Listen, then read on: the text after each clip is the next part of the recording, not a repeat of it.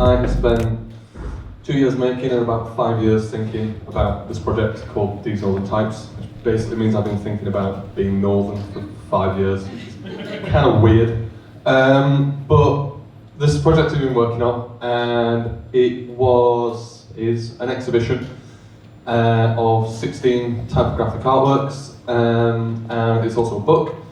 And in the book, each artwork is accompanied by a piece of writing. And those pieces of writing range from interviews to poetry to really big academic essays to sort of semi-fictional pieces. So it's a real sort of range of stuff. And it includes people like Ben Myers, who wrote the incredible book called Gallows Pole, which is currently 6 Musics Long Read, and Boff Wally, formerly of Chumbawamba. Yeah. And so so the works have been exhibited as a collection. Some of the works exist out in the city. There's some brass plaques up in, for example, the Tetley in Brunel and things like that.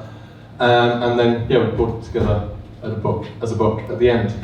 So there's a whole bunch of books in a big book, and they're very deliberately very separate for reasons I'll kind of go into later. But each one is a completely sort of separate little thing, and by all these lovely people here. So I feel like this is some sort of advent calendar. It's going to be fascinating, right? So among other things, we printed onto antique maps, we melted lead type, and my partner freaked out that I was going to get lead poisoning and maybe go to the GP. We made what is possibly the largest letterpress printing press in the world. We corroded brass.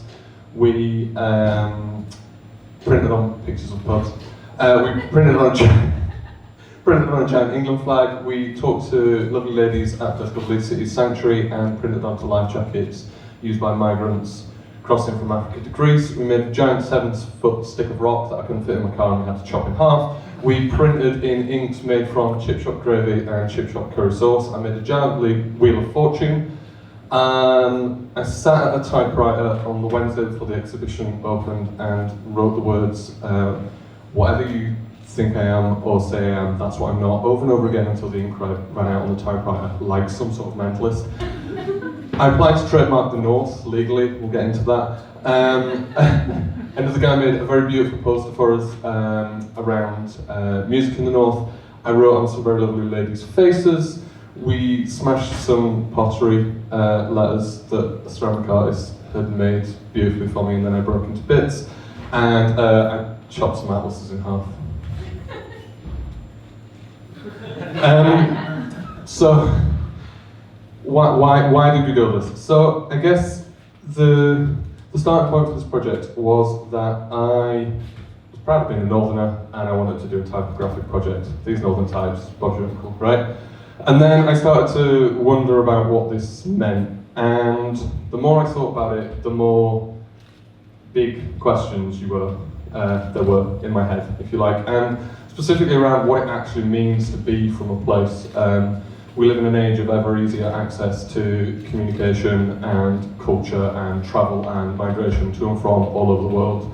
And what does it actually mean to be from somewhere anymore? And is it important to be from somewhere anymore? And is being proud of being from somewhere excluding other people? And all these sorts of questions started to come up. And I found that the subject matter of Northernness became this sort of lens, if you like, to look at some bigger issues that affect us all, north or south or wherever we are. So there was that side of it. Also, as a designer, we spend our time working with identities, and I spent a lot of my life kind of trying to refine an identity and tie it down into a really nice, beautiful, coherent, cohesive thing, this sort of essential version of something. But an essential identity that's meant to encompass 14.9 million people seemed kind of silly, frankly, and it didn't seem to quite work. So it was almost, for me, this really liberating process of going backwards and kind of sort of reverse identity design anyway, and kind of exploding this thing apart for me. I didn't want to try and define Northern identity, I didn't try to say this is what it is, but I wanted to ask questions about what it means to be from a place and what it means to be from the North, and see where we got to. So these became my questions. and I'm going to go through just a few of them now. So the first one, kind of where I started. So we talked to a lot of people. I must have talked to hundreds of people throughout this project, and we kept hearing these phrases: born and bred, proper northerners, through and through. And I kind of started to wonder what they actually meant. Someone traced my family tree. I've been in, pretty much we've been in shelf for 300 years. I've not gone very far. And even if these things partly reflect personality, they're also claims to legitimacy based on the fluke of where we're born. And so that creates hierarchies, and this happens all over the world. It's not unique to northernness, but these were our own for a sort of local flavour of it. So I wanted to investigate that and see how important where we're from is anymore.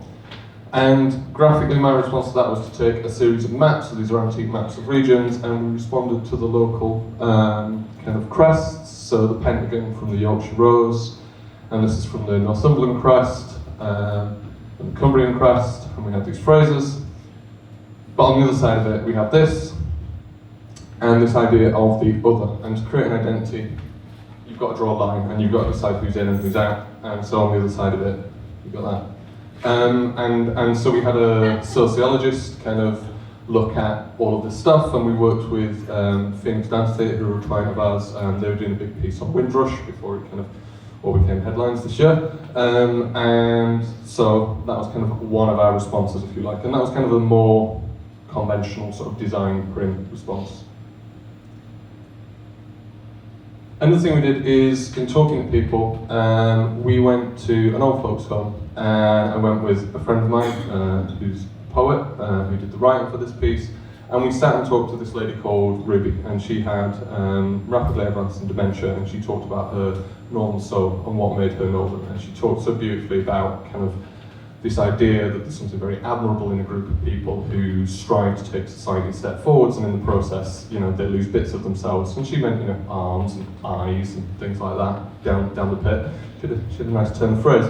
And she really carefully sort of articulated herself through this. And then Anthony took that and took this phrase, the idea of we lose bits of ourselves, and took it to mean memory. And not only her individual memory, but our kind of sense of collective cultural memory loss. After all, that's how we change as generations go, we forget. So we created this piece that was set in lead type, and then we melted letters down, and these were her words that Anthony had set as a poem. And we printed from this with Nick, a print project, and that was kind of the piece from that. And in the end, the silver letters that we melted were made out of wax, so that I didn't have to answer myself to Sarah, who's freaking out about me killing myself. So in what was sort of the centrepiece of the exhibition, I decided I was doing a project about Northern identity, and I couldn't really do that without trying to somehow create a typeface for the North, and wondering about how I'd go about that and what I'd do to do that. So we set off to try and create a typeface for the North, and what we ended up with is this, which we think is the largest letterpress printing press in the world, certainly in the UK. It printed B0 posters. And what I set out to do was make a typeface based on the cross-section of a steel I-beam. And I was going to make a typeface on that, which is the typeface you see up there, and I wanted to get it laser cut from steel. So we went to talk to these lovely engineers and talk to them about the typeface, and I was going to do the grass roller on the floor. The whole idea was that we printed big posters, and throughout the project, talking to people, I heard again and again how people in communities didn't feel like they were being heard. So I wanted to make something big and amplify voices, and then these posters were B0 because they could go outdoors on the big poster bins on the blue back paper. But I went to talk to these engineers at JKN and showed them pictures of what we were doing. They had no experience of letterpress, and Ian was like, yeah, we can do that. And so they did. And so we had these letters laser cut, and then they welded by hand to these steel blocks, and then they were machined down to 23.32 mil, which, if anyone knows letterpress, is standard British type height. So this press works with any other type, and there the letters are. And so these sit at about 720 point, and then these numerals sit at about 3,840 point, made from solid steel, and you can't lift one by yourself. It's utterly bonkers. And so we have this absolutely beautiful print press that exists in the world, and yeah, it sits in our studio now, but the idea of it was that it's kind of created for other people to use. So if you want to come have a go, give me a shout. And there's the typeface, and we call it Graft. Their studio operates, well, their workshop, sorry, operates 22 hours a day, and we broke this thing at 5 PM one day and came back to find it fixed and with new self-aligning bearings and running smooth as you like at like 10 AM the next day. It's absolutely bonkers. So we kind of named that in their honour, if you like. And then the posters went up around Leeds. Yeah, it's fun. Another piece we did was not directly related to northernness, but I felt in curating these questions, if you like, in creating this collection, I wanted to try and balance things off. And this was one I couldn't really ignore, this idea of northernness being set as other to Englishness, and the power that there is in our relationship to place, and how that's open to co-option, and how that's kind of become quite politicised, and maybe it's always been politicised. So we looked at Englishness and this idea that 25% of the UK population see the England flag as a symbol of racism, and then asking what we do about that. So if moderate, well-meaning folk stop using the flag in positive ways, do we allow it to become uncontested in its meaning as a symbol of hate? Does it sort of play into the hands, if you like, to the far right, and does it let them have it? So we printed on a giant 8-foot-high England flag. Joe, bless him, at No Brand down at MAP. Please buy raffle tickets or auction, that's the one. MAP are an absolutely fantastic charity. So yeah, we printed this, and the word have didn't even fit on one screen. It was so big, it took us 4 days to print one of these things whilst looking like we were part of an EVL rally. It was kind of silly. And then there was a sound installation that went with this, and then Daniel Chapman, who writes for the Square Ball, has written a fantastic piece in the book which deals with kind of a football fan's sort of perspective over time and his relationship with Leeds and England, and it's a really, really beautiful piece of writing. We dealt with this idea that northerners have a low threshold for bullshit, but this was one quite personal to me. So does this idea of a no-nonsense northerner keep us grounded and down to earth, or could it limit us? Does it lead others to see us simple? Do we make safer or less creative choices with how we express ourselves for fear of being accused of pretension, temper our language so folks don't think us posh? Or in these contexts does northern and indeed regional generally just become a euphemism for class? And again in this project we talked to people who were talking about their northernness, and actually what they meant is their working class roots, and it sort of becomes this convenient way to talk about class that we're all obsessed with in Britain without actually saying the word. And we had a theatre writer write a fantastic piece where he argued from one point of view and then the other, and it sits in the book. And we created this ambigram, which one way up says profound, and the other way up says bullshit. And then we made a giant wheel of fortune, because that's what you do as a graphic designer, right? And the last piece that I'll tell you about is, so our attachment to place can hold great currency, and we wanted to sort of ask who was trying to exploit this, who's kind of trying to leverage this value and where from. So in June, we announced the launch of a bold new vision for the North from our London office in Shoreditch. We had a Shoreditch launch party and we put this out on Twitter, and yeah, the reactions were mixed. We said it all in Gill Sounds because London's typeface by a paedophile is the perfect typeface for the North. We set up a website with a statement from Joseph King Ladifico, Joe King, and he talked about planting a flag and giving purpose and being a disruptor in the marketplace. And he talked about all those charming, well-meaning local brands using the North as their inspiration, bless them.